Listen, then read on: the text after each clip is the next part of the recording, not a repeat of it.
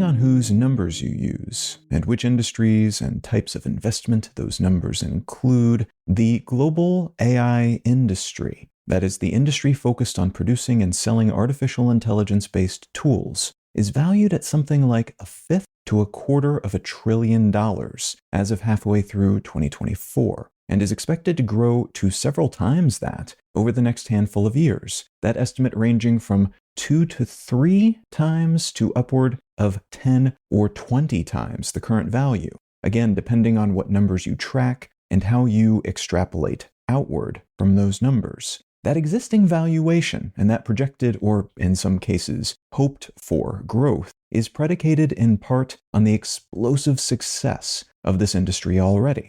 It went from around $10 billion in global annual revenue in 2018 to nearly $100 billion in global revenue in 2024. And the big players in this space, among them OpenAI, which kicked off the most recent AI-related race, the one focusing on large language models, or LLMs, when it released its ChatGPT tool at the tail end of 2022, have been attracting customers at a remarkable rate. OpenAI hitting 1 million users in just 5 days and pulling in more than 100 million monthly users by early 2023, a rate of customer acquisition that broke all sorts of records. This industry's compound annual growth rate is approaching 40% and is expected to maintain a rate of something like 37% through 2030, which basically means it has a highly desirable rate of return on investment, especially compared to other potential investment targets. And the market itself, separate from the income derived from that market, is expected to grow astonishingly fast due to the wide variety of applications that are being found for AI tools. That market expanded by something like 50% year over year for the past 5 years, and is anticipated to continue growing by about 25% for at least the next several years, as more entities incorporate these tools into their setups, and as more and more powerful tools are developed.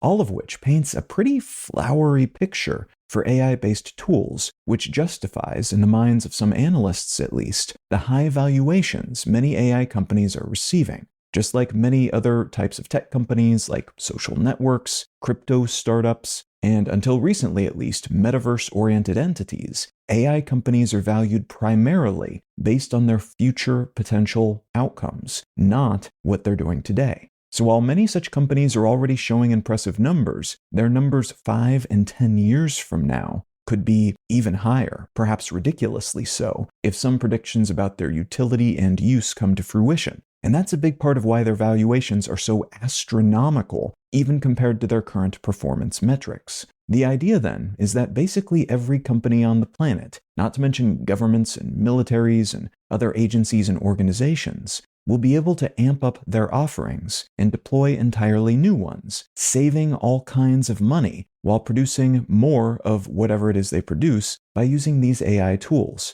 And that could mean this becomes the industry to replace all other industries, or bare minimum upon which all other industries become reliant. A bit like power companies, or increasingly, those that build and operate data centers. There's a burgeoning counter-narrative to this narrative, though, that suggests we might soon run into a wall with all of this, and that consequently, some of these expectations, and thus these future-facing valuations, might not be as solid as many players in this space hope or expect. And that's what I'd like to talk about today. AI scaling walls, what they are and what they might mean for this industry and all those other industries and entities that this industry touches.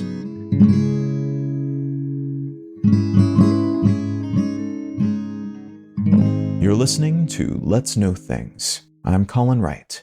I'm able to keep this show ad-free because of support from listeners like you. If you're finding value in what I'm doing here, consider becoming a paid supporter for the cost of a cup of coffee each month at letsknowthings.com. And as a thank you for your helping me keep this show solvent, you'll receive an additional bonus More Things episode each month. All right, let's get back to the show. In the world of artificial intelligence, artificial general intelligence, or AGI, is considered by many to be the ultimate end goal of all the investment in and application of these systems that we are doing today. The specifics of what AGI means varies based on who you talk to, but the idea is that an artificial general intelligence would be generally smart and capable in the same or in a similar way to human beings. Not just great at doing math, and not just great at folding proteins or folding clothes, but pretty solid at most things, and trainable to be decent or better than decent at potentially everything. If you could develop such a model, that would allow you, in theory, to push humans out of the loop for just about every job. An AI bot could work the cash register at the grocery store. It could drive all the taxis. It could do all of our astronomy research, just to name a few of the great many jobs these systems could take on, subbing in for human beings who would almost always be more expensive, but who, this AI being a generalist and pretty good at everything, would not necessarily do any better than these snazzy new AI systems. So AGI is a big deal because of what it would represent in terms of us suddenly having a potential equivalent intelligence or an equivalent non-human intelligence to deal with and theorize about. But it would also be a big deal because it would more or less put everyone out of work, which would no doubt be immensely disruptive, but it would also be really, really great for the pocketbooks of all the companies that are currently burdened with all those paychecks that they have to sign each month. The general theory of neural network-based AI systems, which basically means software that is based in some way on the neural networks that biological entities like mice and fruit flies and humans have in our brains and throughout our bodies that we use to think. The theory of neural network-based AI systems is that these networks should continue to scale as the number of factors that go into making them scale. And usually those factors include the size of the model, which in the case of most of these systems means the number of parameters they include, the size of the dataset it trains on, which is the amount of data, written, visual, audio, and otherwise, that it is fed as it's being trained, and the amount of time and resources invested in its training, which is a variable sort of thing, as there are faster and slower methods for training, and there are more efficient ways to train that use less energy. But in general, more time and more resources spent on training an AI system will equal a more girthy, capable AI system. So scale those things up, and you will tend to get a bigger upscaled AI on the other side, which will tend to be more capable in a variety of ways. This is similar in a way to biological neural networks gaining more neurons, more connections between those neurons, and more life experience to train those neurons and connections that then help us understand the world and make us more capable as a consequence. That has been the general theory of scaling these sorts of systems for a long time. But the results from recent training sessions seem to be pouring cold water on parts of that assumption, at least in some circles. One existing scaling concern in this space is that we, as a civilization, will simply run out of novel data to train these things on within a couple of years. The pace at which modern models are being trained is extraordinary, and this is a big part of why the larger players here don't even seriously talk about compensating the people and entities that create the writing and TV shows and music and videos that they scrape from the web and other archives of such things to train their systems. They're using basically all of it, and even the smallest payout to makers of things would represent a significant portion of their total resources and future revenues. This might not be fair or even legal for them to use these things in this way then, but that's a necessary sacrifice to build these models, according to the logic of this industry at this moment. The concern that is emerging here is that because they've already basically scooped up all of the stuff we've ever made as a species, we are on the verge of running out of new stuff. And that means future models will not have more music and writing and whatnot to use. They'll have to rely on more of the same.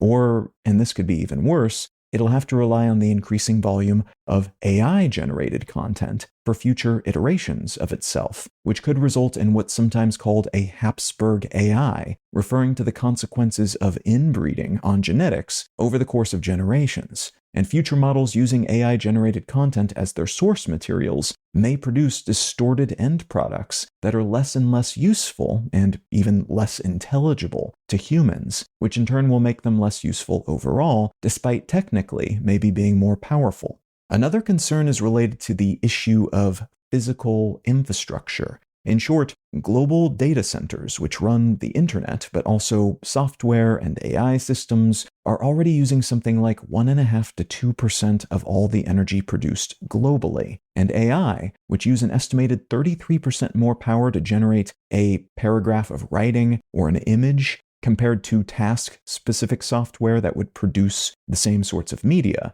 is expected to double that figure by 2025, due in part to the energetic costs of training new models, and in part to the cost of delivering results, like those produced by the ChatGPTs of the world when you ask them questions, and those increasingly generated in lieu of traditional web search results, like by Google's AI offerings that are often plastered at the top of their search results pages these days. There's a chance that AI could also be used to reduce overall energy consumption in a variety of ways, and to increase the efficiency of energy grids and energy production facilities by figuring out the optimal locations for solar panels and coming up with new materials that could increase the efficiency of energy transmission. But those are currently speculative benefits, and the current impact of AI on the energy grid is depletionary, not additive. There is a chance then that we will simply run out of energy, especially on a local, regional basis where the training hubs for these systems are built to train the newest and greatest and biggest models in the coming years. But we could also run out of other necessary resources, like the ginormous data centers required to do said training, and even the specific chips that are optimized for this purpose and loaded into those data centers to do the training and to run these things, because they are in increasingly short supply due to how vital this task has become for so many tech companies globally. The newest concern in this space related to future growth, though, is related to what are called scaling laws, which refer to a variety of theories, some tested, some not yet fully tested, about how much growth you can expect if you use the same general AI system structure and just keep pumping it up with more and more resources and training data and training time. The current batch of most powerful and, for many use cases, most useful AI systems are the result of scaling basically the same AI system structure so that it becomes more powerful and capable compared to its precursor over time. There's delay between new generations because of tweaks that are made and all the training and feeding that has to be done, but also because there are adjustments required afterward to optimize the system for different purposes and for stability. But a slew of industry experts have been raising the alarm about a possible bubble in this space, not because it's impossible to build more powerful AI, but because the majority of resources that have been pumped into the AI industry in recent years are basically just inflating a giant balloon predicated on scaling the same systems over and over again. Every company doing this scaling, hoping to reach AGI or something close to AGI before their competitors in order to justify all the investments they've taken in and their sprawling market valuations. In other words, this is a race to a destination that they may not be able to reach in this way, in the near future or ever, using this current batch of technologies and commonly exploited approaches. But they cannot afford to look off to the side and dabble in too many alternative methods, at least not thoroughly, because there's a chance if they take their eyes off the race they're running and invest their resources in alternative modes of trying to accomplish the same, one of their many also super well-funded opponents will get there first, will accomplish AGI or something close enough to AGI that the difference doesn't matter. And that other company will be able to make history while also claiming the lion's share of the profits as a first mover, which could be as substantial as the entire economy. If you think of those aforementioned benefits of being able to replace a huge chunk of the world's total employee base with equally capable bots. The most common version of this argument, that the current generation of AI systems are hitting a point of diminishing returns, still growing and becoming more powerful as they scale, but not as much as anticipated, less growth and power per unit of resource invested in terms of training time,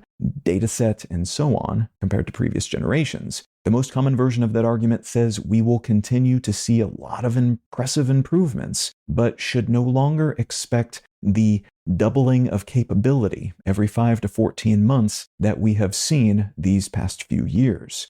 We have picked the low-hanging fruit in this space, in other words, and everything from this point forward will be more expensive, less certain, and thus less appealing to investors, while also potentially being less profitable. And thus, the money that's already been plowed into these businesses might not pay out the returns that they were expecting. And we could see some large-scale collapses due to the disappearance of those resources that are currently funding this wave of AI scaling. If true, this would be pretty bad in a lot of ways, in part because these are resources that could have been invested in other things, and in part because a lot of hardware and know-how and governmental heft has been biased toward these systems for years now. So the black hole left behind, should all of that disappear or prove to be less than many people assumed, would be substantial, and it could lead to larger scale economic issues as well. That gaping void, that gravity well,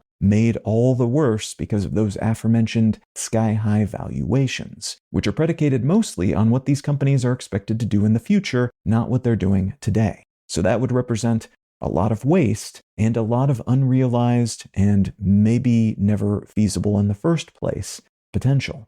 This space is maybe propped up by hype and outlandish expectations, in other words, and the most recent results from OpenAI and their upcoming model seem to lend this argument at least some credibility. The publicly divulged numbers only show a relatively moderate improvement over their previous core model, GPT-4, and it's been suggested, including by folks who previously ran OpenAI, that more optimizing after the fact, so-called post-training, will be necessary to get the improvements the market and customers are expecting, which comes with its own unknowns and additional costs, alongside a lack of seemingly reliable, predictable scaling laws. For their part, the folks currently at the top of the major AI companies have either ignored this line of theorizing or said there are no walls, nothing to see here, folks, everything is going fine, which could be true, but they are also heavily motivated to not panic the market. So there's no way to really know at this point how legit their counterclaims might be. There could be new developments that we are not currently publicly aware of that allow these systems to continue to scale as anticipated, but it could also be that they're already working those post-training augmentations into their scaling model,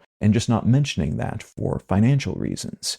AI remains a truly remarkable component of the tech world right now, in part because of what these systems have already shown themselves capable of, but also because of those potential, mostly theorized at this point, benefits that they could enable across the economy, across the energy grid, across research spaces, and so on. The near future outcomes, though, will be interesting to watch, as it could be that we will see a lot of fluffed up models that roughly align with those anticipated scaling laws, but which did not get there by the expected training-focused paths, which would continue to draw questions from investors who had specific ideas about how much it would cost to get which sorts of outcomes, which in turn would curse this segment of the economy and technological development with more precarious footing than it currently enjoys, which could also then lead to less investment. We might also see a renewed focus on how these systems are made available and accessible to users, a rethinking of the interfaces used and the use cases they're optimized for, which could make the existing and near-future models even more useful, despite not becoming as powerful as anticipated, and despite probably not getting meaningfully closer to AGI in the process.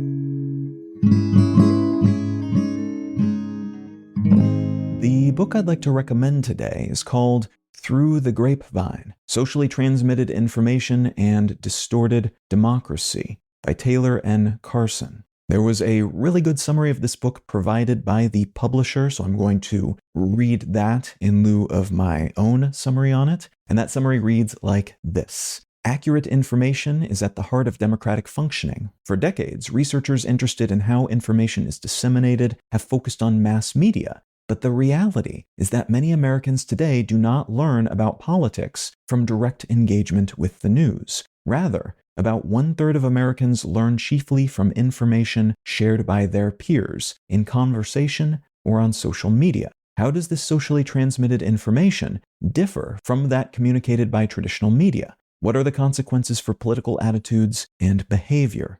Drawing on evidence from experiments, surveys, and social media, Taylor and Carlson finds that as information flows first from the media, then person to person, it becomes sparse, more biased, less accurate, and more mobilizing. The result is what Carlson calls distorted democracy. Although socially transmitted information does not necessarily render democracy dysfunctional, Through the Grapevine shows how it contributes to a public that is at once underinformed, polarized, and engaged. That's an excellent summary. That's exactly what the book does, and I believe this is an especially relevant topic for the way politics function in many countries around the world today. Now, if any of that sounds interesting to you, consider picking up Through the Grapevine by Taylor and Carlson.